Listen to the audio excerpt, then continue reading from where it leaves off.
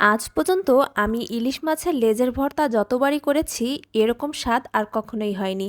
আজ এই ভর্তাটা আমি কিভাবে তৈরি করলাম সেটাই আপনাদের সাথে শেয়ার করব।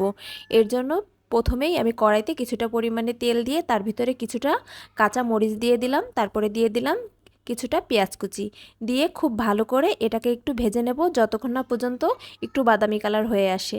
যখন এটা ভাজা হয়ে যাবে তখন তুলে নেব। এরপরে আমি এক পিস মাছ আর একটা লেজ খুব ভালো করে ভেজে নিচ্ছি। আজ কিন্তু আমি মাছটাকে একেবারে মচমচে করে ভাজবো না অন্য দিনের মতন।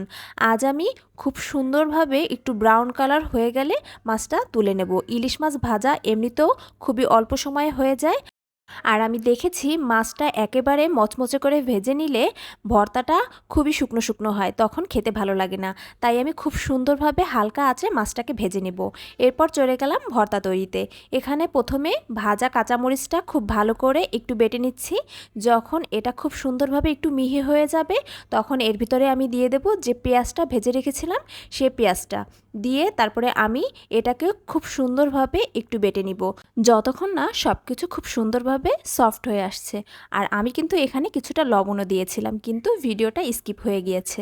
এই যে তারপরে আমি মাছের টুকরোটা দিয়ে খুব ভালো করে এটাকে ডলে নিচ্ছি যাতে করে কাঁটা থেকে মাছটা একটু আলাদা হয়ে যায়। তারপরে কাঁটাগুলো আমি খুব সুন্দর করে বেছে ফেলে দিব। এখানে মাছের যে ছোট কাঁটাগুলো আছে সেগুলো আমি বাছবো না, শুধুমাত্র যে কাঁটাগুলো একটু শক্ত আর মোটা সে কাঁটাগুলোই বেছে ফেলে দিচ্ছি। এই বাটনাটার ভিতরে ভর্তা করলে এমনিতেই যে ছোট কাঁটাগুলো আছে সেগুলো মিহি হয়ে যাবে, তাই কষ্ট করে আর সবগুলো কাঁটা বাছার কোনো প্রয়োজন নাই। আর এই বাটনার ভিতরে এই ভর্তাটা করে দেখলাম খুবই দ্রুত ভর্তাটা হয়ে গিয়েছে। আর এই যে এখন দিয়ে দিলাম কিছুটা পরিমাণে সরিষার তেল দিয়ে খুব ভালো করে ভর্তাটাকে একটু মেখে নিচ্ছি। আর এই যে দেখুন ভর্তাটা দেখতে কেমন হয়েছে, খেতে কিন্তু অন্য দিনের থেকে অনেক বেশি মজার হয়েছিল।